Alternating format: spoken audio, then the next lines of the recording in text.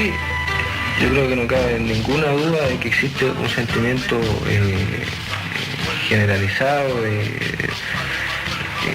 de malestar hacia la fuerza represiva, pero sobre todo una conciencia de que el único camino que queda aquí es defenderse, y que cuando al pueblo lo atacan con balas, no se va a defender con consigna.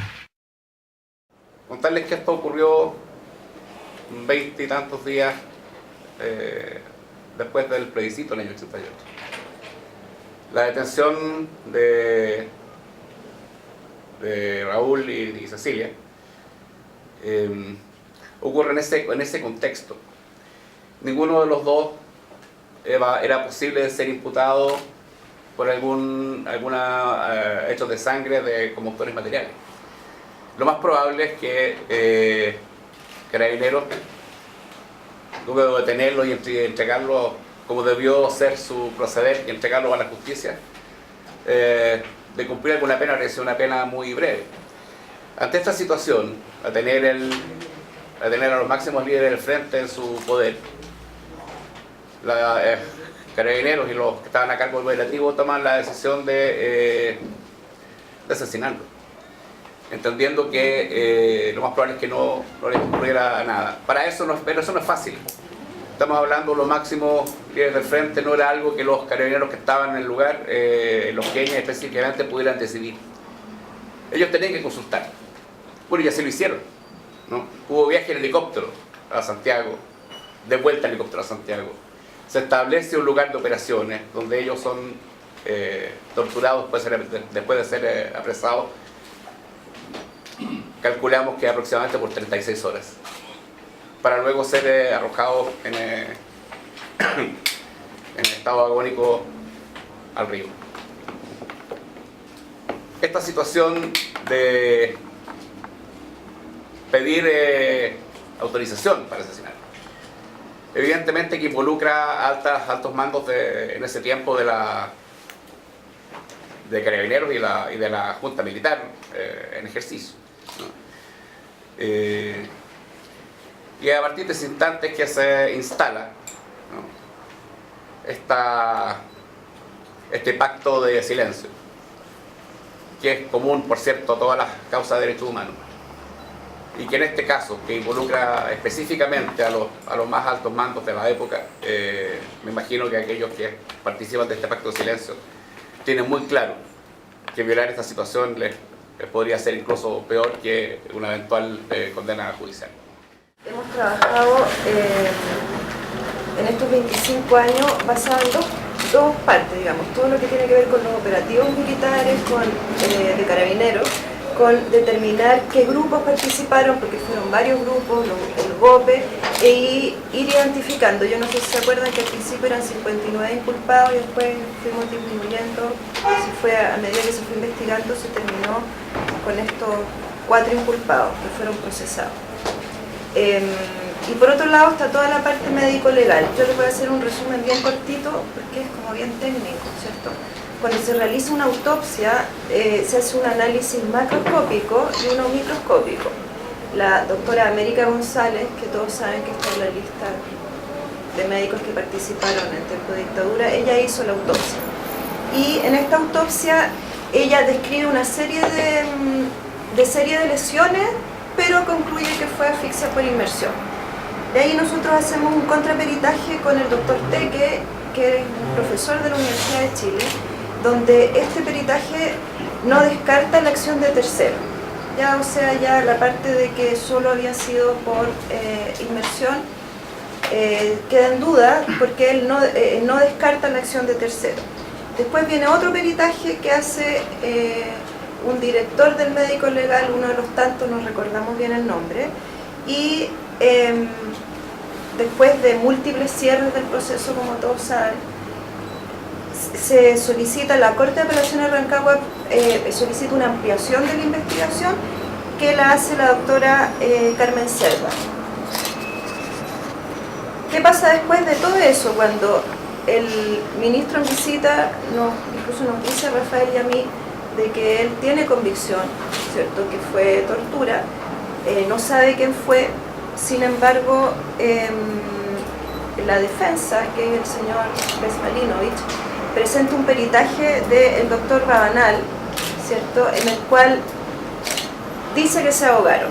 Ya él llega a la conclusión que se ahogaron, el doctor Rabanal. Entonces el ministro me llama y me dice, mire, están todos estos peritajes que dice que los torturaron, ¿cierto? Hay un peritaje del doctor Rabanal que dice que se ahogaron, por lo tanto yo tengo que hacer otro peritaje más.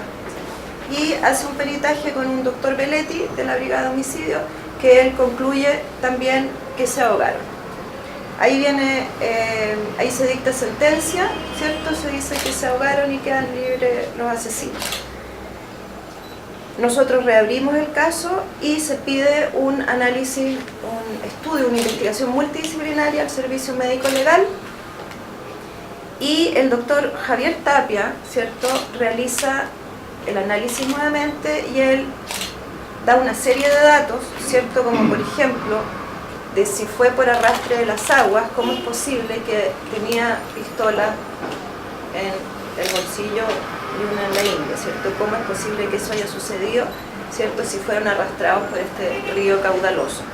Por otro lado, plantea el tema de que ellos estaban con ropa y tienen lesiones anales, ¿cierto?, lo cual también se contradice porque estas lesiones no pueden haber sido por arrastre de las aguas. Y él plantea dos cosas, plantea la importancia y la necesidad de hacer una exhumación, ¿ya?, y de hacer un estudio histopatológico. Eso significa, el estudio histopatológico significa analizar las muestras que hubieran quedado del año 88, estamos hablando del año 2013. La Corte rechaza la exhumación, nosotros como familia solicitamos también la exhumación y la Corte de Apelaciones rechaza la exhumación. ¿Qué importancia tiene la exhumación? Es el análisis de los restos óseos, como plantea el doctor Tapia. ¿Por qué? Porque en el año 88, ¿cierto?, se presumen fracturas, pero en la actualidad, en una exhumación, ¿cierto?, se pueden ver las fracturas, ¿cierto?, y aplicar una serie de metodologías que no existían en ese entonces, pero sobre todo poder entender los mecanismos en que se producen las fracturas, que tiene que ver con el rasgo de fractura, por dónde venía la energía, etcétera, etcétera, que es como bien avanzado dentro de la ciencia actual. Se rechaza la exhumación, pero se acepta el análisis histopatológico. Y ahí entra una doctora, que es la doctora Elvira Miranda, 25 años, anatomopatóloga, especialista, y es la jefa actual de la unidad de histopatología del Servicio Médico Legal, o sea, estamos hablando de una profesional altamente calificada.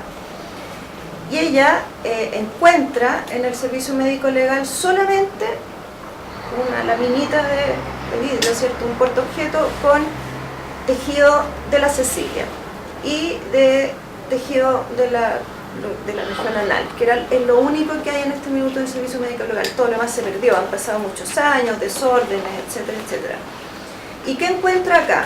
Encuentra la evidencia, ¿cierto?, de la aplicación de corriente eléctrica de bajo voltaje. ¿Ya? Eso es muy importante porque está dentro del protocolo, ¿se dice? Sí. Del protocolo de Estambul, o sea, tiene también un apoyo internacional dentro de las convenciones internacionales. En octubre del año pasado se dictó una sentencia absolutoria por parte del ministro Mera, en la cual él señalaba tajantemente que no se trataba de un homicidio, sino que se trataba de dos personas que habían muerto por sumersión en el caudal del río Tinguiririca. La causa subió en apelación a la Corte de Apelaciones de Rancagua y ahí permaneció casi 3 años con estas medidas para mejor resolver que señalaba Carla, es decir, nuevos peritajes que decretó la Corte ante esta situación, hasta llegar a, increíblemente, tener una sentencia en que la Corte lo que dice es que no existe prueba suficiente para determinar que estos fueron homicidios calificados, cosa que es bastante rara, porque precisamente en la Corte es donde se produce la única prueba que no tiene una doble lectura, que es la prueba histopatológica de los restos de Cecilia Mañi, donde no existe otra lectura para ella, según dice la perito. No existe otra prueba para ella como no sea la aplicación de corriente de baja intensidad descrita como tortura en el protocolo de Estambul. Si tengo esa prueba, no veo cómo yo podría determinar que no se produjeron los homicidios calificados de Cecilia y de Raúl. No se entiende cómo ellos mismos se habrían aplicado corriente eléctrica y luego se habrían lanzado al río. No tiene ningún sentido. Por lo demás, en la causa existen antecedentes claros de la participación que en ella tuvieron los 4 inculpados, porque ellos mismos reconocen que estuvieron en el lugar de los hechos. Rivera Irachet reconoce haber llegado a la comunidad Güeñi, según lo que le dijeron los testigos que estaban en el lugar, máximo 15 minutos después que habían salido de allí Raúl y Cecilia. Dice no haber patrullado en el lugar, cosa insólita dentro de Carabineros, en que supuestamente deben patrullar el lugar para saber quiénes más están por ahí en las cercanías, ¿no? Sin embargo, él no rastrea, sino que se queda ahí tranquilo en la comunidad Güeñi hasta que llega el experto en torturas, que no es otro que Carlos Besmalinovich. Y Carlos Besmalinovich entonces se constituye en el lugar y extrañamente se queda 2 días sin seguir patrullando la zona, sin haber detenido a nadie, según dicen ellos, pero claramente todo esto ocurre porque ya estaban detenidos y ya estaban siendo torturados. Extrañamente también, y sin que haya pasado nada durante los hechos, Besmalinovich baja a San Fernando a recibir instrucciones y luego, extrañamente también, cuando él vuelve a subir a la comunidad Güeñi, aparecen los 2 cuerpos abandonados en el río. Es decir, si esto no resiste una lógica que debe aplicar la Corte al momento de resolver, no sabemos cómo se podría haber resuelto. Tengamos en cuenta que en las causas de derechos humanos siempre ha habido pactos de silencio. En muy contadas ocasiones se han tenido confesiones por parte de los autores. Por lo tanto, los tribunales lo que han tenido que hacer es una tarea de reconstrucción de cómo ocurrieron los hechos, cosa que en este caso claramente no se ha querido hacer.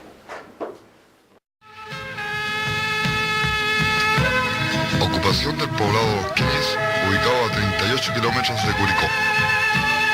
A las 22:15 del día 21 de octubre, la columna guerrillera José Valenzuela Levi, al mando del comandante Pedro, ocupó el poblado Los Quines. Durante el desarrollo de las acciones, fueron neutralizadas las comunicaciones y vía de acceso al poblado. Posteriormente se reunieron los pobladores y se dio a conocer la presencia del Frente Patriótico Manuel Rodríguez en el lugar.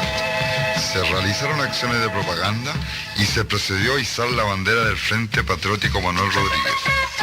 Momento antes de la toma del retén Los Queñes, se procedió a inmovilizar a carabineros, haciéndolos prisioneros y respetándoseles la vida. Posteriormente, y cuando nuestras fuerzas se retiraban del lugar, el carabinero Juvenal Vargas hizo uso de su arma, disparando por la espalda a nuestros combatientes, los cuales hicieron fuego para repeler el ataque. A las 23:30 del día 21 de octubre, la columna guerrillera José Valenzuela Levi se retiró del lugar, disgregando sus fuerzas en el territorio. Informaciones señalan que en la zona se realizan grandes operativos y que una escuadra de nuestra columna guerrillera cayó en el cerco operativo de las fuerzas represivas. Informamos además que han habido fuertes enfrentamientos, registrándose bajas aún no determinadas. Denunciamos a la opinión pública que la población campesina está sufriendo fuertes represalias y amedrentamientos por parte de las fuerzas conjuntas de Carabineros, Ejército y CNI. Finalmente, nuestra columna se encuentra haciendo todos los esfuerzos para evadir el cerco de al menos 2.000 efectivos militares, los cuales están actuando con desmedida crueldad con la población campesina y con los detenidos, hasta vencer o morir.